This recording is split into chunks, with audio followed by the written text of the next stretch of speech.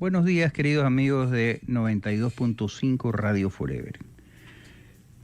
En el presente año, el presidente de Ecuador, Daniel Noboa, enfrenta un contexto de alta inseguridad y tensiones políticas, con un país declarado en conflicto armado interno por la escalada del narcotráfico y la violencia. En este escenario, el presidente Noboa convocó dos marchas masivas. La primera, el 12 de agosto en Quito, dirigida contra la Corte Constitucional, por suspender parte de tres leyes que su gobierno había presentado en la Asamblea y habían sido aprobadas por esta, donde miles protestaron frente a la sede de la Corte Constitucional, generando controversias por presiones a la independencia judicial y actos como saludos nazis.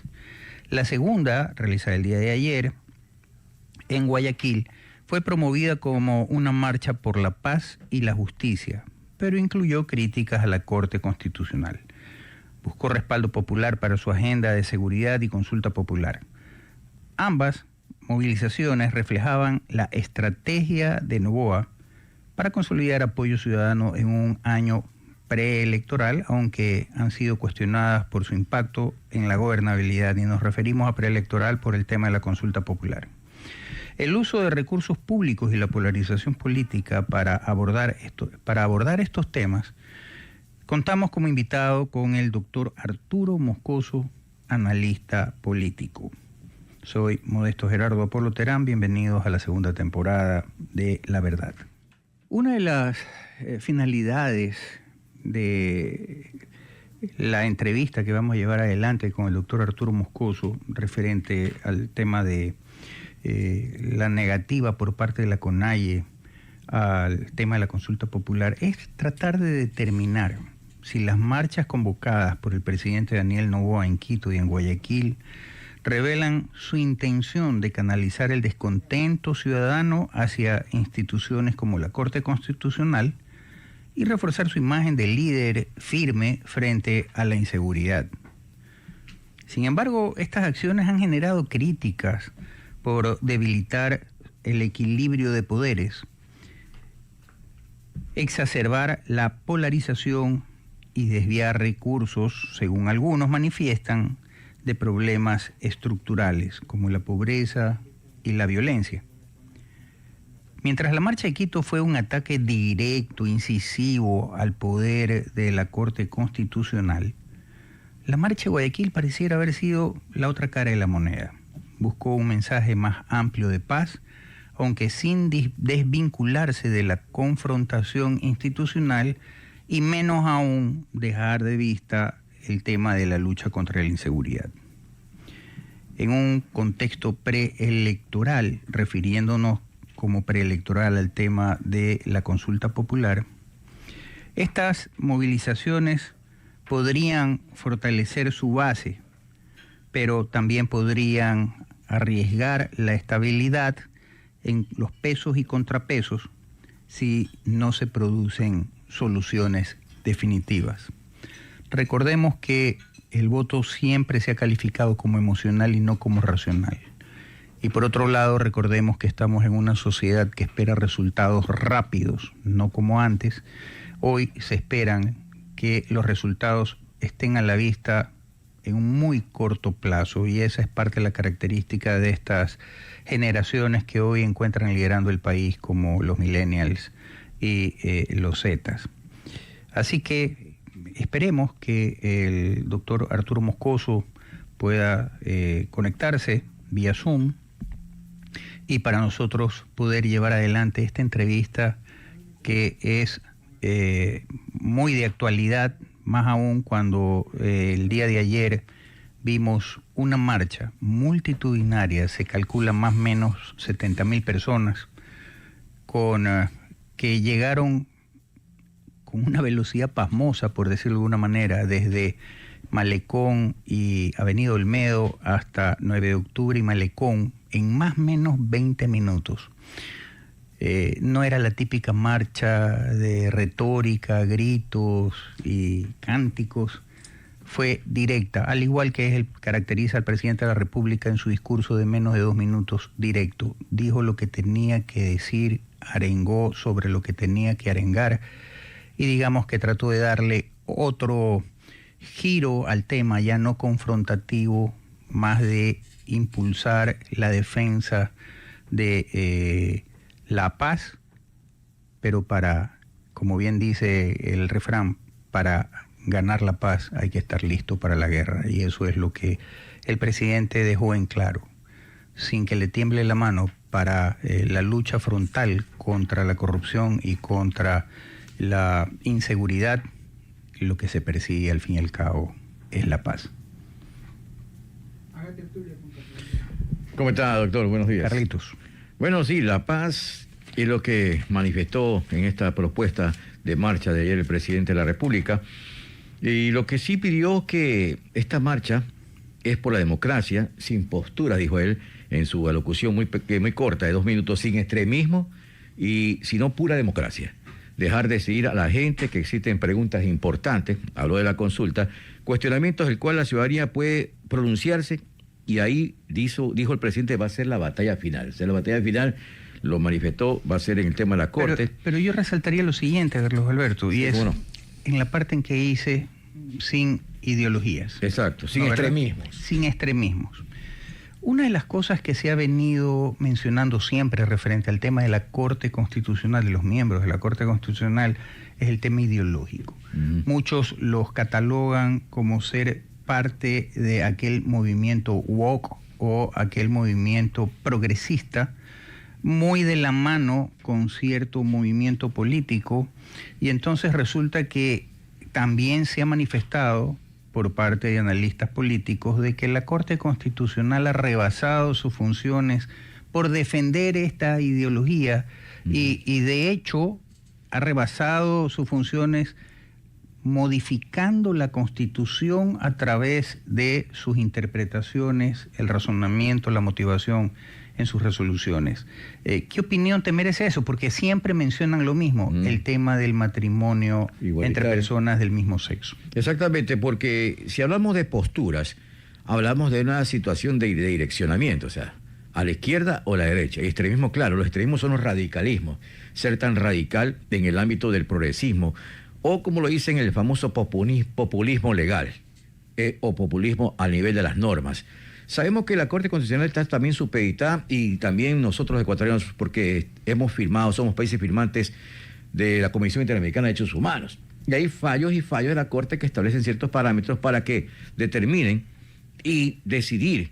Porque lo importante aquí, lo que hace el presidente es dejarnos de posturas, dejarnos de extremismos ni ideologías, sino básicamente hacer la pregunta al pueblo ecuatoriano. El pueblo decidirá en las urnas qué pregunta está bien y qué pregunta está mal. Pero en el momento que entra el tamiz, al filtro de la Corte, nos encontramos con ciertos parámetros que ahí vienen a la duda, o a la perspectiva, o a la suspicacia en su momento, el principio también de buena fe, de dónde se puede decidir. Y ahí es que existe una doble decisión, porque no olvidemos que la Constitución establece que la Corte Constitucional es el máximo organismo de interpretación de la Corte, de la Constitución de la República, que nos gobierna y nos rige, y ahí detalle que se tomaría como un primer debate previo a ser debatido en la propia consulta popular al pueblo ecuatoriano, doctor. Ahora, lo que tenemos que tener claro también, Carlos Alberto, y es que si la Constitución es garantista, si la Constitución responde a una ideología progresista, entre comillas, por muy de derechas que pudiera ser alguno de los miembros o los miembros de la Corte Constitucional, tiene que defender la Constitución. Esa es su obligación, defender la Constitución. Si es malo el texto, está bien, es malo. La culpa es de quienes en algún momento votaron en favor de la Constitución.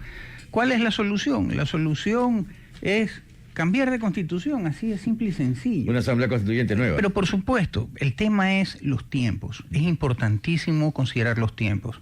El presidente Noboa ha tenido un desgaste, sin lugar a dudas, claro, no muy importante si consideramos que tuvo ya 2 años de ejercicio en el poder, en la presidencia, que ahora en este periodo, que vendría a ser su primer periodo electo después de la muerte cruzada, claro, digamos que también ha tenido dentro de estos casi 100 días, un poco más, poco menos de 100 días, cierto desgaste, pero no es menos cierto de que no podemos nosotros atacar al mensajero cuando el mensaje es el que perjudica. No sé tu opinión al respecto. Bueno, en el discurso que fue corto, porque también hay gente que le mide el tiempo al presidente. Menos de 2 minutos. Menos de 2 minutos. Caramba, no puede expresar. Pero dice, si la gente votó por el cambio, él lo dijo ahí, ayer lo dijo en la mañana en Guayaquil, no una vez, sino que lo religió 2 veces. Si hubiera sido la postura distinta, no lo hubieran reelegido el presidente de la República, Daniel Noboa, en la toma de decisión. Ahorita está tomando una decisión de ¿qué? De consultarle al país, no consultarle a sus asesores, porque también ahí tienen mucho que ver los jurídicos de la presidencia de la República en el tema preguntas, porque generalmente la Corte, ¿qué vive? Se considera siempre 2 elementos para ser consultados. En primer lugar, la carga de lealtad, ¿no verdad? Que tiene una pregunta, y la otra es la carga de la claridad. Por esa razón es que, retomando el tema de las preguntas que envía la Corte, reformula el tema de los casinos porque tenía 3 direcciones, ¿se acuerda? El tema de impuestos, el 25%, el tema de la legalidad de los casinos, y la otra, que ese fondo iba a ser dirigido al tema del planteamiento de la desnutrición infantil. Correcto. Entonces le dijo que aclare. Pero es que volvemos al tema. La Constitución del 2008 dice que tiene que haber uniformidad de materia. De materia, exacto. Listo. Si vemos todo tiene un costo económico. Entonces, ¿cuál sería, entre comillas, la justificación? Es que la unidad de materia, todo esto tiene que ver con el tema económico. Necesitamos plata para el conflicto armado interno, necesitamos plata para la reforma judicial, necesitamos plata para todo, necesitamos plata, en resumidas cuentas, para educación, para salud, etcétera. Pero, bueno, si la Constitución te dice tiene que haber uniformidad de materia y esto es lo que se necesita para considerar que hay uniformidad de materia, también seamos claros, por parte de los asesores del presidente de la República, el incorporar otras circunstancias que podrían torpedear la unidad de materia, están poniendo en bandeja de plata el que la Corte Constitucional, le guste o no le guste el presidente o tenga otra ideología totalmente distinta, le ponen en bandeja de plata para que le digan no. ¿Por qué? Porque estás irrespetando esto. Entonces también hay que hacer un mea culpa y considerar también hasta qué punto el hecho de que no se respete lo que debe de tener el proyecto de ley pone en bandeja de plata al opositor o no, ya, para que le diga, ¿sabes qué? No es viable. No es viable, exactamente. No es viable, pero en ciertas preguntas, porque otras sí las calificó la Corte y a otras las mandó a reformular. Ahora veamos el tema de lo de la CONAIE. Dice, no, vamos a ir por el no. Eso es radical ya. Y entonces hagamos un poco como el psicólogo, ¿no? ¿Verdad? El analista político, que dice, a ver, ¿cuál es la línea de la CONAIE en un principio con Vargas, no el actual presidente, con Vargas, primero... Antonio Vargas Guatatoca. Claro, persona izquierda, luego viene Issa, de extrema izquierda, y luego viene ahora Vargas. Pero ¿cuál ha sido el comportamiento de la CONAIE? Siempre a la oposición a gobiernos de derecha en un principio y luego, aunque apoyaron al correísmo, también se fueron en contra del correísmo en debido momento. Lo otro es la representatividad. Son más o menos 1,5 millones de indígenas. ¿Cuántos millones de habitantes tenemos? Somos los ecuatorianos, más o menos 16 millones de habitantes. En la representatividad siempre se habla de la mitad más uno, ¿no, verdad? Sí. De los integrantes de un conglomerado para ver si se representa o no. Y 1,5 millones que está a su vez segregado en varios grupos, los cuales no tienen pues, uniformidad de criterio. El tema es, ¿tienen derecho para declararse representantes del resto de los ecuatorianos? No, en base a la representatividad. Lo tercero que hay que analizar es, ellos han respetado, ellos se declaran muy defensores del derecho a la naturaleza, de los derechos civiles, de los derechos constitucionales, pero ¿cuál ha sido la tónica de todas las paralizaciones que han sido propiciadas y organizadas por la CONAIE? Han violado el derecho al libre tránsito. Exactamente. Han atentado contra la propiedad privada. El derecho a la empresa. El derecho a la empresa. Y entonces, sí, es muy fácil reclamar derechos y violarlos. Y en el momento en que se los viola, luego tener del lado suyo un movimiento que ha sido tremendamente cuestionado, que dice, ¿sabes qué? Sí, los están juzgando, pero vamos a perdonarlos. Y entonces resulta que todos aquellos que estaban siendo juzgados luego de los hechos del 2022, en que desbarataron Quito, quemaron el edificio de la Fiscalía, de la Contraloría, quemaron el edificio de Teleamazonas, etcétera. Y entonces es fácil, pues entonces, decir, a ver, ¿por qué no? Porque de acuerdo a la normativa actual, en el momento que esos hechos se replican, ¿no verdad?, el Estado tiene todo el derecho del mundo para iniciar procesos contra ellos, porque están violando derechos de los ecuatorianos y están incurriendo en actos reñidos contra la ley. Y claro, ellos quieren seguir de fiesta, porque esto es más o menos como, sí, déjenme hacer relajo, déjenme hacer todo lo que me dé la gana, le pongo el rótulo de protesta social y bajo ese rótulo puedo hacer lo que me dé la gana. Yo no sé si tú estás y se cobijan bajo esa situación del derecho a la resistencia, que nadie lo está soslayando, doctor Apolo, y también bajo el principio de la no discriminación. Ellos tienen sus movimientos, es libre de tener su movimiento, libre de tener su propio territorio, exacto. Pero no olvidemos que el país, ¿y qué comprende un país? Territorio, población y la otra parte que son el conglomerado social que respalda un territorio. O sea, el movimiento indígena o los indígenas, con todo el respeto que se merecen, no pueden constituirse como un Estado dentro de un Estado, porque ellos están sometidos y cobijados bajo este garantismo que establece la Constitución, y que, no sé si en el momento que se partió la justicia ordinaria con la justicia indígena, provocó esta situación de contradicción en un país donde debe de regir una sola justicia. Pero más allá de aquello, salidas hay, Carlos Alberto, porque, a ver, los ecuatorianos nos pronunciamos por las autonomías. La Constitución reconoce el tema de las autonomías. Si ellos se quieren regir de acuerdo a sus costumbres, su propia normativa, etcétera, etcétera, muy bien, impulsemos en base a la autonomía, ¿no, verdad?, que se haga realidad las autonomías. Entonces ellos, un poco como el Estado federativo, ellos cojan y se gobiernen a sí mismos, ¿no, verdad? Claro. Los costeños que querrían, que nos uniríamos en un momento determinado, que escogiéramos el Estado federativo, nos gobernaríamos por nuestras propias normativas, siempre bajo la égida de una norma general, tal cual como sucede en los Estados Unidos. Claro. Entonces, el tema es, salidas hay, ¿por qué no las utilizamos? Porque definitivamente es mucho más cómodo echarle la culpa a un tercero. Nada más, eso es todo, doctor. Y eso genera polémica, genera contradicción y genera expectativa o perspectiva. Mire usted, la marcha de Guayaquil, retomando el tema de la marcha, fue pacífica, no hubo problemas, no hubo gases lacrimógenos. Ayer hubo enfrentamientos nuevamente entre los marchantes y las fuerzas policiales, porque el movimiento indígena trató de ingresar a un sector que estaba acordonado por la policía, el Palacio Ejecutivo o el Palacio de Asamblea.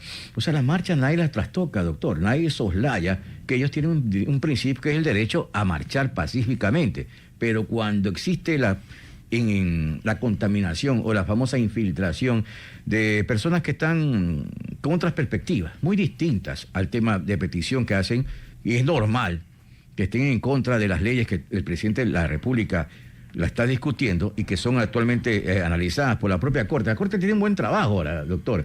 Además, las preguntas de la consulta tienen que dictaminar ya las sentencias finales en cuanto a las demandas que han presentado los organismos de derechos humanos en contra de la ley de transparencia, la ley de inteligencia, leyes que están actualmente vigentes y que están suspendidos provisionalmente sus normativas. Es correcto. Y además, seamos claros, ellos tienen muy claro qué es lo que quieren hacer y cómo lo quieren hacer. ¿Recuerdas que hace un par de años solicitaban que sea declarado como territorio indígena también el atrio de la Casa de la Cultura en Quito? Claro. Y el Parque del Arbolito también en Quito? Y claro, como el Estado no puede intervenir en el tema del territorio indígena porque se respetan sus propias costumbres, etcétera, etcétera. Claro, en el evento del cometimiento de un delito, el Estado tiene todo el derecho a intervenir.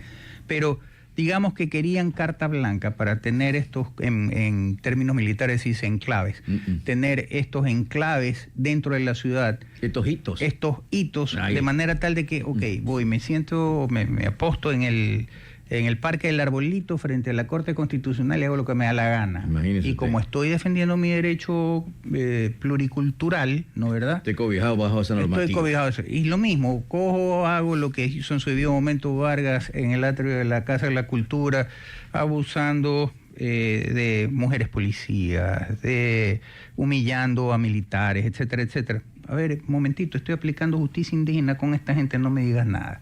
Entonces, hay que también ver más allá, Claro. porque si los ecuatorianos somos todos iguales, ¿no verdad? El mismo derecho tenemos tú, yo y cualquier distinguido miembro de la comunidad indígena. Continuaremos luego del corte comercial. Carlos Alberto, ¿tú consideras que estas marchas están generando un ambiente de confrontación que podría complicar la gobernabilidad rumbo a la consulta popular, o por el contrario, es una estrategia del gobierno para decir, a ver, yo he asumido mi rol de defender de luchar contra la inseguridad, Sí. he asumido mi rol para tratar de satisfacer las necesidades correspondientes, no me dejan hacer, en resumidas cuentas, por diversos motivos, por el tema de las demandas, 34 demandas de inconstitucionalidad sobre una ley. Y encima de eso, siempre un segmento que se ha considerado opositor de todo, porque no solamente porque sean izquierdistas o porque el que está en el gobierno sea de derecha. Recordemos que la CONAIE también protestó contra Correa, Claro, sí, no que es de recuerdo. izquierda. Entonces, y de hecho Correa les quitó la sede. Les mandó un buen mensaje. Y un sinnúmero de situaciones. Dividió esta Exacto. unidad que tenían, la fragmentó. Y entonces se oponen a todo. Si ellos quieren, insisto, si ellos quieren gobernar, entonces, aprovechando el tema de las autonomías, ¿por qué no por último decirle, presidente, veamos el tema de si Ecuador ya deja de ser tener un gobierno que administre todo el país y vamos al tema federativo?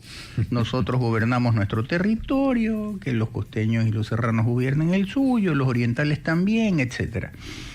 ¿No crees que sería una de las salidas también que, bueno, por lo menos nunca hemos sido federados? Hubo un intento por ahí a principios, después de que nos separamos de la Gran Colombia, pero ¿qué perdemos? Bueno, hay mucho. Se perdería, diría, la unidad. Hablando de la concomitante con la unidad de materia, es la unidad de la población. Pero en los estos Estados momentos. Unidos funciona. Exactamente, porque el Estados Unidos están cobijados bajo otra constitución distinta a la nuestra. Acá vino Ferrayoli y estableció una política distinta, porque es un país, no tercermundista, pero un país que desconocía el garantismo. Recordemos, el garantismo recién se aplicó cuando entró la constitución. Pero ¿a quién ha beneficiado el garantismo? El Carlos Alberto? garantismo, que la teoría pura, el garantismo es beneficiar al más débil. Esa es la teoría que Ferrayoli estableció en Italia ya. Pero aquí, ¿qué vivíamos esa instancia, doctor? Estábamos inmersos en una situación entre el Congreso Nacional, ¿se acuerda?, y el nuevo presidente de la República en esa instancia. No tenía mayoría de diputados, que no había asamblea en ese tiempo. Se creó la asamblea en el 2008 con la constitución establecida. Pero no tenía el presidente. ¿Qué hizo el presidente? Utilizó ciertas argucias o manejos en el ámbito electoral, desestimó a los congresistas e implementó a los congresistas. Déjame ser abogado del diablo. ¿Quién es el más débil? Vámonos al tema. La ley del más débil, ya. Vamos. Claro. ¿Quién es el más débil o quién resultó ser el más débil? Un gobierno autoritario, 10 años, que de una manera u otra sirvió para que hoy estalle, eclosione, como lo quieras llamar, el tema de la delincuencia, el tema de la inseguridad. Han saltado, pero como grillos, el tema de la corrupción en todos los ámbitos. ¿Quién es el más débil en ese caso? ¿La ciudadanía o este poder omnímodo que en las sabatinas se sentenciaba, se ordenaba, se decía, y después resulta que el pueblo era el que sufría las consecuencias? Claro. ¿Quién es el más débil? El garantismo, ¿a quién está beneficiando? ¿Quién es el más débil? ¿La ciudadanía que está muriendo en manos de la delincuencia? ¿La ciudadanía que no tiene medicinas porque la corrupción se la lleva? ¿La ciudadanía que no tiene trabajo porque tiene que cerrar sus pequeños emprendimientos porque viene la delincuencia y los vacuna? ¿Quién es el más débil? ¿Y a quién está protegiendo el garantismo? A los más fuertes. A los más fuertes en este caso. Y entró una clara contradicción en esta ley de defensa al más débil, cuando en su momento acopló se acopló a lo negativo en esa instancia. Recordemos que la misma Asamblea Nacional indultó, ¿se acuerda?, a las mulas del narcotráfico.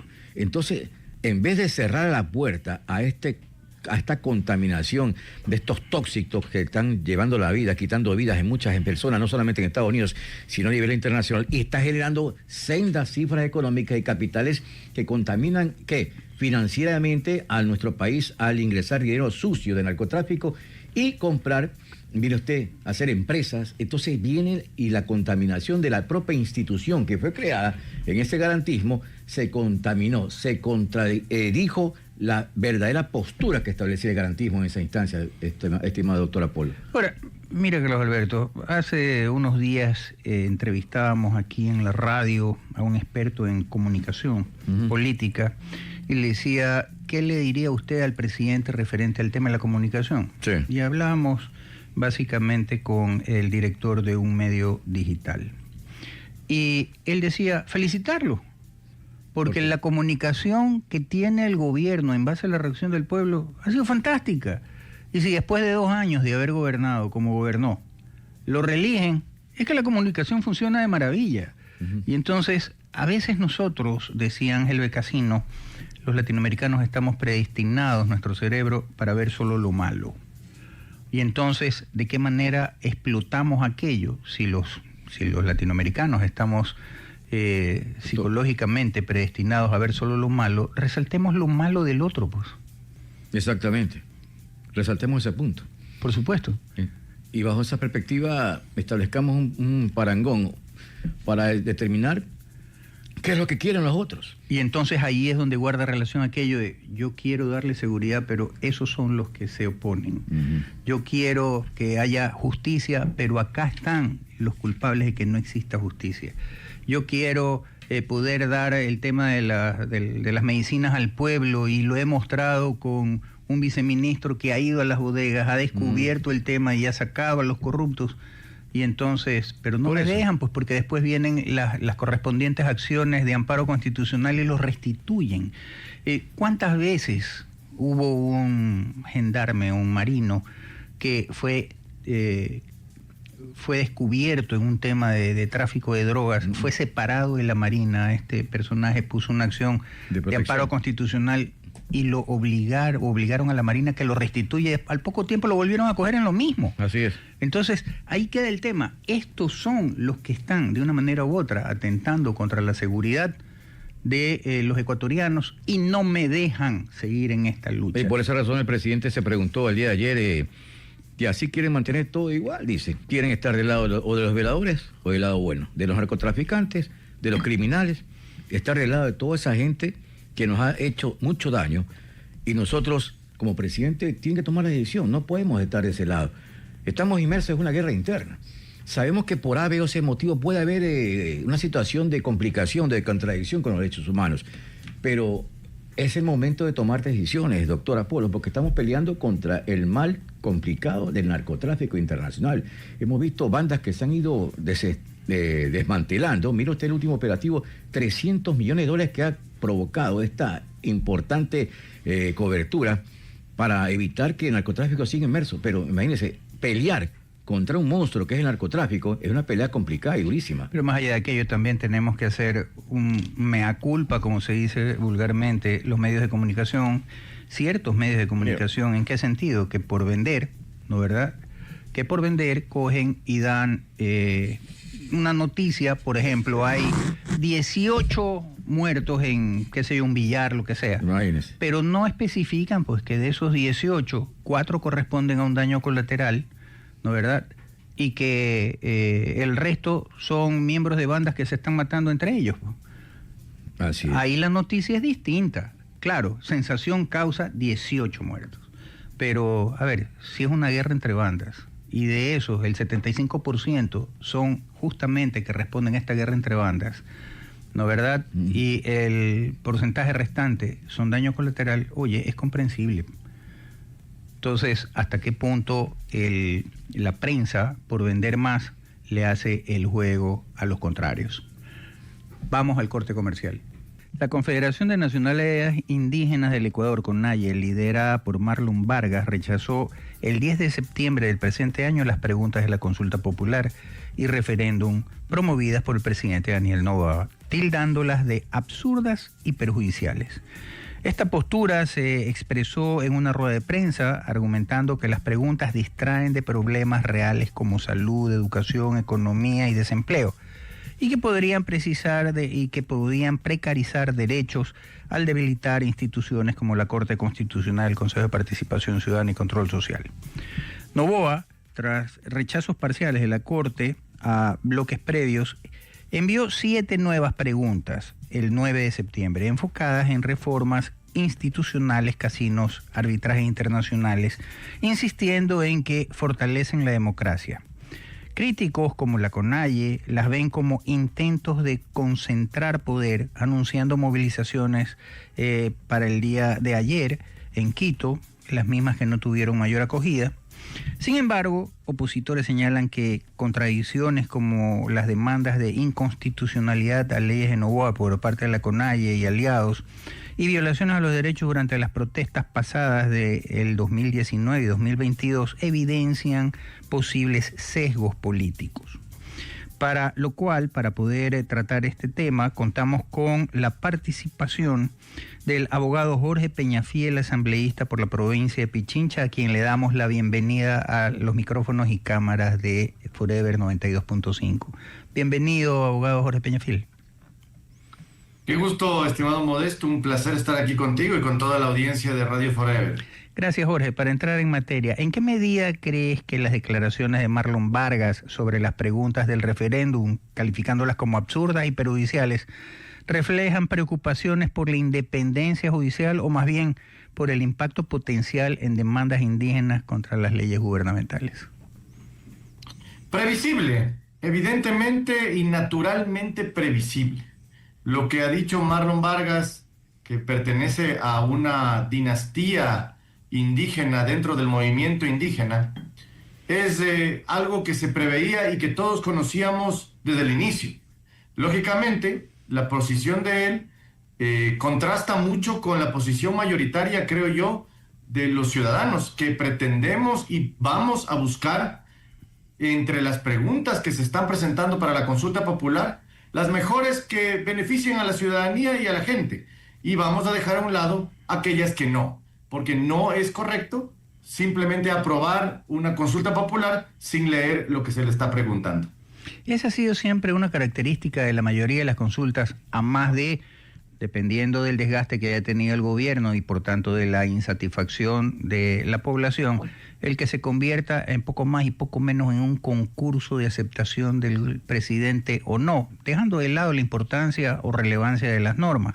Pero aterrizando de nuevo el tema, esta campaña contra el no, recordemos que el presidente en sus leyes manifiesta que el cerrar carreteras, boicotear ciudades, etcétera, etcétera, se constituyen en actos de terrorismo. Y esa ha sido la tónica de todas las paralizaciones indígenas. ¿Tú no crees que el hecho de decir no, todo no, es justamente preservando, no digo el derecho, pero que continúen en este tipo de activaciones que sí tienen mucha pantalla, mucha primera plana, pero que a la hora de la hora no beneficia para nada a los ecuatorianos? A ver, toda consulta popular se la puede ver de dos maneras.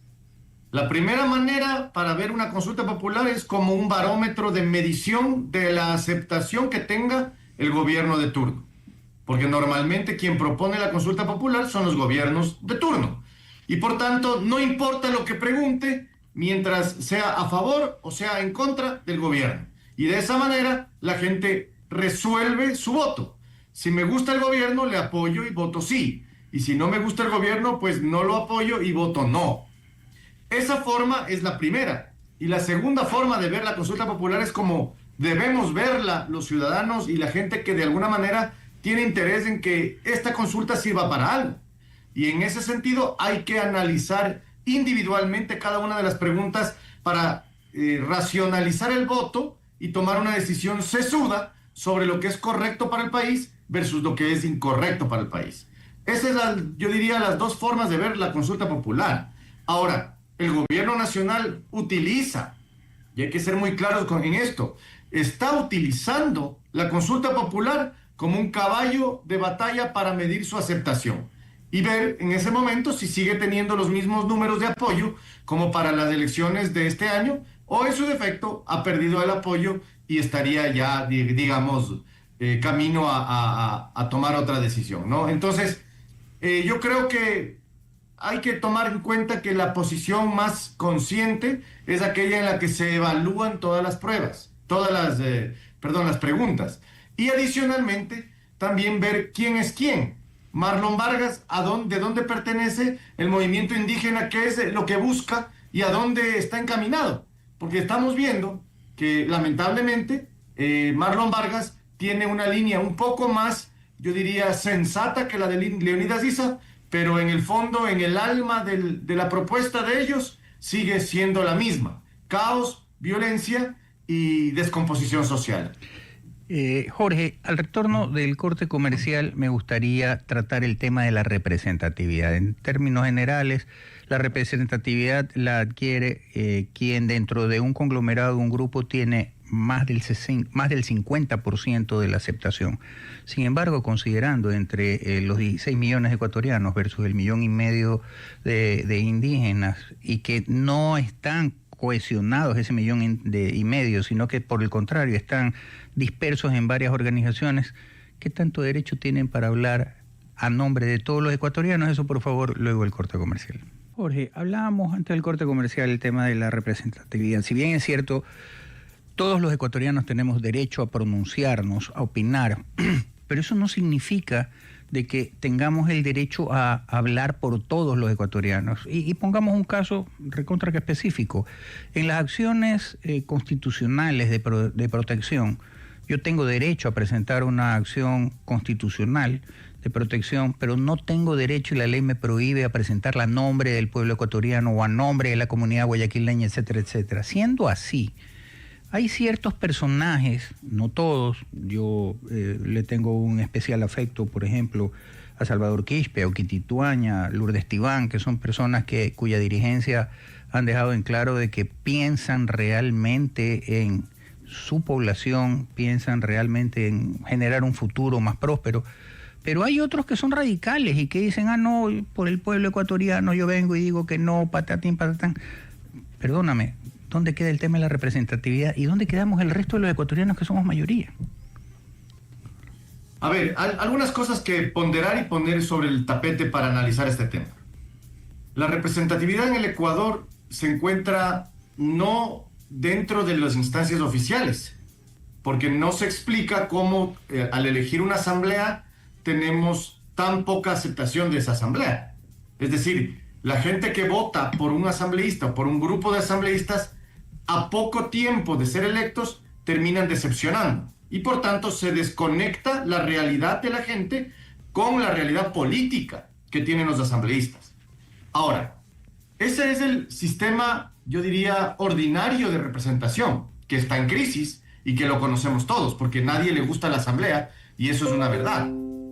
Pero lo que tú mencionas me parece muy interesante. La pregunta es, ¿por qué el pueblo indígena tiene la capacidad de poder hablar a nombre de todos si no representan a todos? Y ahí es en donde yo tengo varios elementos. Uno, creo yo que el movimiento indígena tiene una trascendencia histórica que nadie la puede tener. Yo creo que al menos la gente mestiza, la gente que tiene una ascendencia no vinculada o vinculada pocamente al indigenismo, evidentemente se va a sentir desplazada de ese discurso.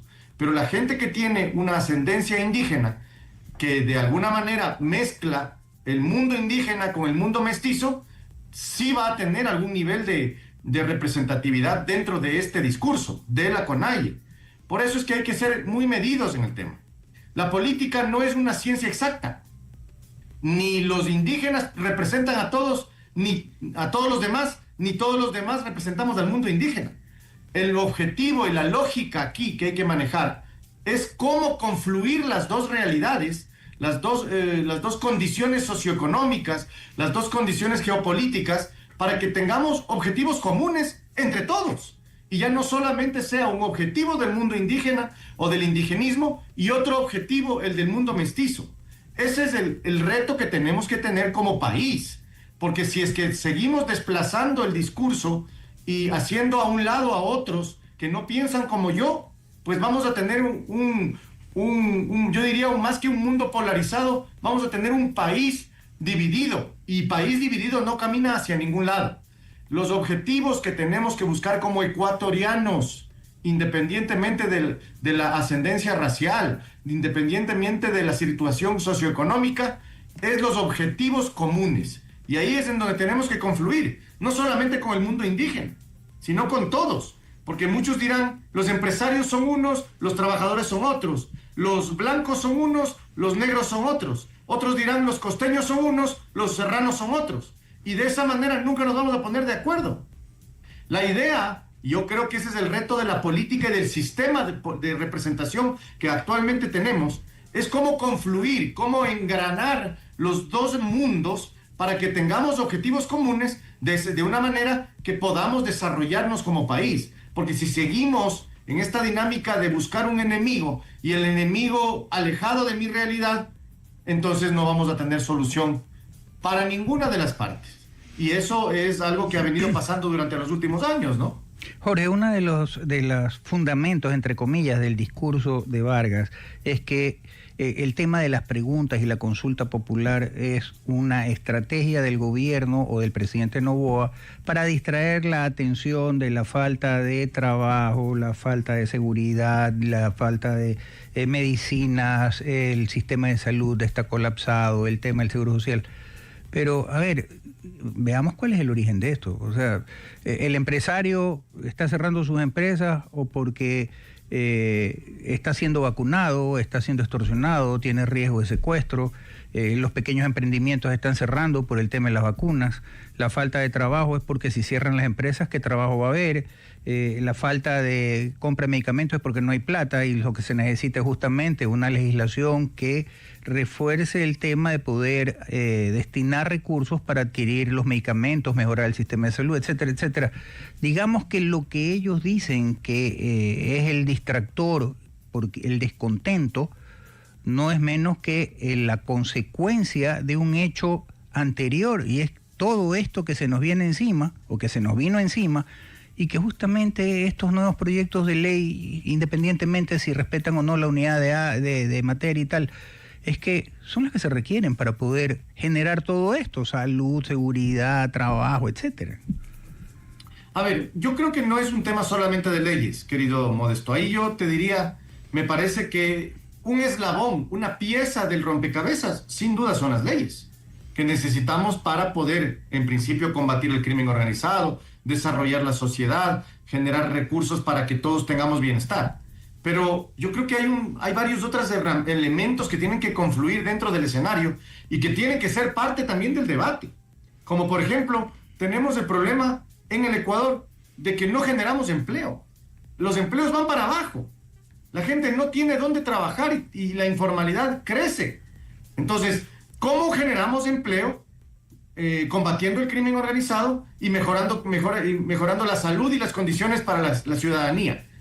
Ese es el reto. Ahora, las leyes son una parte, que tenemos que tener un gobierno firme, un gobierno entendido, un gobierno que sea inteligenciado de todos los problemas, de acuerdo, eficiente, de acuerdo, pero que también tenemos que tener soluciones hacia los otros sectores, también es cierto, y ahí sí viene una corresponsabilidad con los sectores. El sector empresarial tiene que comprometerse. El momento en que se aprueba una ley que beneficie al sector empresarial para generar empleo, pues tiene que comprometerse a invertir, pues, porque entonces estamos generando leyes para gente inexistente, que no quiere invertir, que no quiere hacer nada, y por último quedamos con una ley perfecta, pero nada en los resultados. Esa es la diferencia, por ejemplo, con países de la región que han confluido el sector empresarial con el sector político. Y te hablo precisamente, por ejemplo, del caso de Perú. Perú, por ejemplo, más allá de quienes sean el presidente de la República y quienes sean los asambleístas, confluye perfectamente el status quo empresarial con el político y de una manera tan bien hecha que independientemente de quién sea el presidente o si lo derrocan al presidente cada 2 años, que es lo que ha pasado en los últimos 10 años en Perú, el crecimiento económico de Perú supera por creces el del Ecuador y tiene más empleo y tiene más bienestar. Con eso se resuelven los problemas de seguridad, parcialmente, porque tampoco se resuelven totalmente, y también los problemas de salud. Es decir, hay varias cosas que hacer. Necesitamos elegir bien. Necesitamos elegir un gobierno que tenga claro estos elementos. Y dos, hacer compromisos generales con la unidad entre el sector empresarial, el obrero, el indigenismo, el sector urbano, educado, académico del Ecuador. ¿Dónde están las universidades? Por ejemplo, yo recuerdo en los años 90, a inicios de este siglo incluso, cuando las universidades ponían y sacaban presidentes, ponían o no la agenda nacional. Las universidades, los estudiantes, los profesores, la academia en general. El día de hoy, la academia hace mutis por el foro. Se quedan callados en una esquina esperando que el gobierno resuelva y el gobierno en cambio diciendo no puedo resolver porque no tengo apoyo de todos los sectores. Es decir, no nos ponemos de acuerdo. Y ahí es en donde yo creo tenemos que profundizar el trabajo político en la gente. Volver a estrechar lazos entre las posiciones más alejadas para de alguna manera, sea como sea, logremos tener esos objetivos comunes, desarrollar el país, generar leyes que prosperen, que generen beneficio para la gente, así como también para los empresarios, así como también para las personas que no están de acuerdo con el sistema o con el gobierno mismo. Pero simplemente, si ponemos esto sobre la mesa, tenemos que todos confluir en ese objetivo. Y ahí está el reto. Por eso yo creo, en este momento, no hay posibilidades con un gobierno que pretende establecer la culpabilidad a todo el mundo, menos a sí mismo. Es tan curioso lo que pasó en la marcha en Guayaquil, hace algunos días, en donde el presidente de la República y la gente que fue, ya marcha por la seguridad exigiendo paz y seguridad. Pero resulta que quien es el responsable de la paz y la seguridad es el propio gobierno. Es decir, yo marcho para protestar contra mí mismo. O sea, es una barbaridad. Pero ese tipo de cosas es la que no logramos entender y creo que más allá de marchas artificiales necesitamos un gran acuerdo nacional. Jorge, justamente en base a eso, históricamente, por ejemplo, el pacto de la Moncloa en España, luego de la Guerra Civil Española y tal, luego el Pacto por la Paz y la Reconciliación en Chile después de la dictadura militar de Pinochet, lograron que todos estos elementos que eran contradictorios, que se tiraban piedras en la calle, insultos, etcétera, etcétera, se sienten y dicen, a ver, es momento de reconstruir la nación, borremos, pongamos en pausa nuestras diferencias políticas, ideológicas y todo, y vamos adelante. ¿Qué es lo que necesitamos para que el país o la nación salga adelante? Y lo lograron. ¿En Ecuador necesitamos una guerra civil para poder lograr esto? ¿O qué impide que el Ecuador, no llegando a esos extremos, podamos celebrar un acuerdo tal cual como fue el de la Moncloa y como el acuerdo de la paz y la reconciliación en Chile? Tu pregunta es excelente porque tú me estás hablando de dos momentos críticos de dos sociedades de alguna manera similares al Ecuador en esos momentos. Al Ecuador de hoy me refiero, ¿no? Claro. Ahora, yo te diría, ¿cuál fue el costo para esos acuerdos? El costo en Chile fue catastrófico, ¿no? Una dictadura cruenta que tuvo varios muertos de lado y lado, porque yo no voy a dar la razón al uno o al otro, pero a lo que voy es que la crisis social y política que se dio en Chile antes de llegar a los acuerdos de sociedad fueron profundos y muy crueles. Es decir, estamos dispuestos como sociedad ecuatoriana a tener más de 3.000, 4.000 muertos para poder decir, ahora sí pongámonos de acuerdo. Es que justamente eso, perdóname que te interrumpa, Jorge, justamente eso, con el número de muertes diarias, número de muertes mensuales que existen en el Ecuador, poco más, poco menos, estamos casi en las mismas circunstancias. La guerra, el conflicto armado interno, es casi una guerra civil. Claro, de un lado están los narcotraficantes y los EDOs, y del otro lado pues está el gobierno, pero igual hay muertos, igual la situación es parecida. ¿Qué esperamos? A ver, sí, en efecto, en número, si tú calculas, seguramente nosotros tenemos más muertos por la guerra contra el crimen organizado desde hace 2 décadas o 3 décadas. Pero esa no es una posición legítima. Es decir, el crimen organizado no lucha por ideales ni lucha por una sociedad mejor, sino que el crimen organizado lucha por poder y por dinero. Y por eso es que no son comparables. Ahora, lo que yo sí te digo es que en el caso de Chile hubo una posición política en el momento de la crisis más profunda que vivieron durante la dictadura e incluso antes con Allende, ¿no? Porque si nosotros analizamos la historia, con Allende también hubieron pues persecución, hubo también escasez de alimentos, hubo escasez de salud, de educación, etcétera. Entonces, a lo que tenemos que entender es que no son comparables por esa razón, porque en el caso nuestro no tenemos una posición política legítima del crimen organizado. Claro, pero sí somos comparables, perdón que te interrumpa, Jorge, y lo hago porque es dinámico el tema, pero sí son comparables en el objetivo final, pues el objetivo final es salvar a la nación y salvar a los ciudadanos, pues, y en los tres coincidimos en lo mismo. ¿Tú crees que el crimen organizado quiere salvar? No, me refiero al tema de por qué nos unimos, qué debería de ser el que nos una a romper diferencias entre indigenado, el sector político, el sector de los sindicatos, sindicales, etcétera, etcétera. Es decir, a ver, bajemos la tonalidad, pongámonos en pausa, unámonos nosotros contra el mal. ¿Cuál es el objetivo final? Sacar adelante al país, que el país progrese y los ciudadanos estemos en paz. Ese es el objetivo final. Y en eso, de una manera u otra, tanto el Pacto de Moncloa como el Acuerdo de la Paz y la Reconciliación tenían el mismo objetivo, sacar adelante a la nación.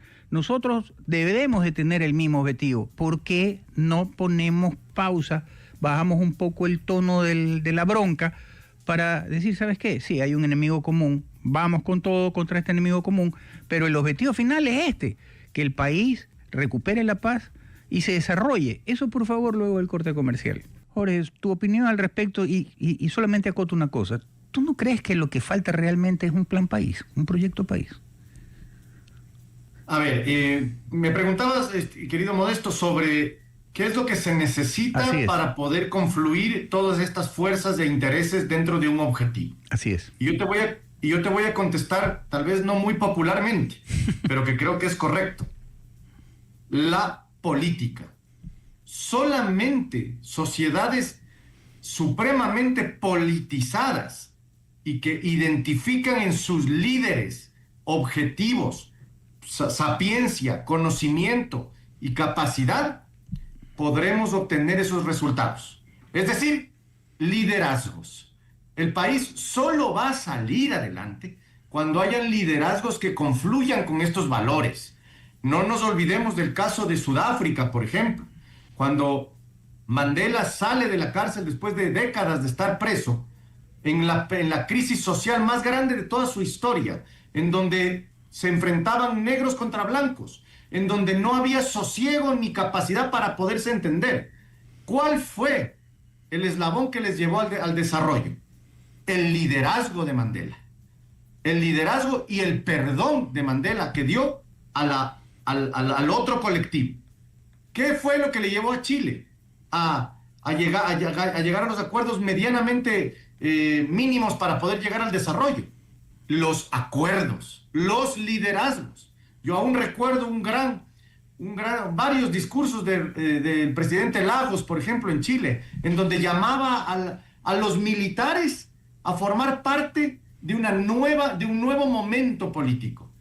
Eso permeó hacia la sociedad y la sociedad perdonó. Y claro, caminó con un objetivo. La solución son los liderazgos y la politización completa y total de la sociedad, para que comprendamos que solo a través de nuestros representantes podremos maximizar nuestro mensaje de reconciliación, de unidad y de beneficio para todos. Y la segunda pregunta que me hiciste, mi querido Modesto, ¿cuál era? La segunda es, ¿existe o no un proyecto país? Y ahí déjame acotar una cosa más. ¿La CONAIE tiene en sí un proyecto país o tiene un proyecto particular como constaba en el estallido de Vargas? A ver, proyecto país. El proyecto país no es un documento. Eso es lo que la gente tiene que comprender en principio. No es que correcto. Yo me siento con mi gran mente experta y desarrollo un proyecto y digo, esta es la solución del país, cumplan. No, el proyecto país se consolida en las entrañas de la sociedad. tiene que desarrollarse a través de las comunidades, de los colectivos, de los barrios y de todas las instancias de la sociedad hasta llegar a la parte más alta de la pirámide de representación. Y eso evidentemente no hay en el Ecuador, porque estamos divorciados de la política. Yo soy un político, yo soy una persona que cree en la representación, que cree en el rendir cuentas a la gente, y creo que solamente a través de ese camino se podrán obtener esos objetivos. Y claro, el proyecto país tiene que llevar varios pilares para poderse consolidar. Entre esos están el desarrollo económico, la generación de empleo, el mejoramiento de la inseguridad, la posibilidad de tener salud de la gente, entre otros, evidentemente. Y creo que solamente si es que podemos obtener o hacer de esto un proceso político-social, lograremos obtener esos objetivos. Por eso no es una solución de un gobierno, ni una solución de 4 años, es una decisión de gobierno, de gobernanza y una política pública que tiene que trascender los gobiernos y ir mucho más allá hacia la definición de un objetivo a 20, 30, 40 años y de esa manera tener al menos el objetivo y el camino trazado. Más allá del tema de la ideología, ¿qué impide que los gobiernos seccionales, los gobiernos autónomos seccionales, trabajen de la mano con el Ejecutivo en lo que todo el mundo quiere, que es el tema de la lucha contra la inseguridad? A ver, yo ahí sí quiero ser muy enfático. Los gobiernos autónomos descentralizados en el Ecuador están mal concebidos. Estimado Modesto, el 95% de los gobiernos autónomos descentralizados viven de la teta del Estado central. Es decir, no generan los recursos mínimos para sostenerse ellos mismos. Entonces, ¿qué es lo que hacen? Esperan el depósito que les llega mensualmente, o les debería llegar mensualmente. O el bono. Por parte del Estado central, y no resuelven sus problemas. Pagan la nómina y con eso se acabó el asunto. Pagan 2 contratitos que tienen por ahí y con eso se resuelve el problema. Está mal concebido. Los gobiernos autónomos descentralizados se tienen que dar y tener autonomía total o casi total cuando tienen la capacidad para poderse sostener por sí mismos, pues. Porque si no, entonces estamos reproduciendo este Estado padre que otorga y da los recursos sin pedir cuentas de ningún tipo a los municipios. Mira lo que sucede en la gran mayoría de los municipios de la Amazonía ecuatoriana. La gran mayoría de los municipios de la Amazonía ecuatoriana no generan ni un centavo más allá de lo que significa el impuesto predial.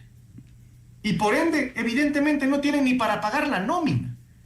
Esos municipios no pueden tener autonomía, no pueden tener descentralización. En cambio, hablemos, por ejemplo, de Guayaquil. Guayaquil por sí solo podría, en cambio, generar, digamos, la satisfacción de sus propias necesidades sin ningún problema. Es más, a Guayaquil se le debe dinero desde parte de Quito y de parte del Estado central. Entonces, hay que reconcebir todo este sistema. Yo no creo en la descentralización por la descentralización. Yo creo en la descentralización con una piola de regreso. O sea, ok, yo le doy el recurso, pero usted me rinde cuentas, pues. ¿Qué pasó con la seguridad? ¿Qué pasó con la salud? ¿Qué pasó con la educación? ¿Dónde están sus servicios públicos? Hay municipios que con mucho menos hacen más. ¿Y usted por qué no lo hace? Ese es el trabajo que tenemos que hacer. Esa es la concepción de la descentralización que tenemos que tener. Ahora, ahí hay otros elementos que son ya a nivel racial y social que tenemos que analizar. Pero en principio, yo creo que ese tipo de descentralización tiene que manejarse siempre de doble vía. O sea, yo le doy, el Estado central le da, pero me regresa usted con servicios, pues. ¿Dónde están los servicios, la satisfacción de la gente? ¿Dónde está la salud, la educación, etcétera, etcétera? Obviamente hay servicios que no se van a poder delegar a nadie. Y eso sí también hay que decirlo. Yo creo que no se puede delegar la seguridad, por ejemplo. Es decir, la Policía Nacional tiene que ser y debería seguir siendo un ente nacional dependiente del Ejecutivo y directamente que tenga una sola instancia de mando. No pueden haber varios mandos, de acuerdo a los gobiernos autónomos descentralizados. No se puede delegar la representación internacional. Es decir, el gobierno del Ecuador, el Ecuador es uno solo. y lo representa el presidente de la República. Y así por el estilo. No creo que deberían ser todos los servicios, pero sí tenemos que pedirle cuentas a esos municipios que no generan $1 y solamente viven de lo que el Estado central les entrega. Sin lugar a dudas. Jorge, agradecerte por tus criterios. Definitivamente esperemos un poco a ver cuáles son las reacciones luego de la marcha de Guayaquil el día de ayer. Vimos que la marcha que organizaron ciertas centrales y la CONAIE no tuvo mayor acogida en Quito, pero sin embargo ya vamos a ver en la calle, le vamos a preguntar al termómetro político, que es el taxista, qué es lo que piensa de estas situaciones y volveremos a conversar en este espacio.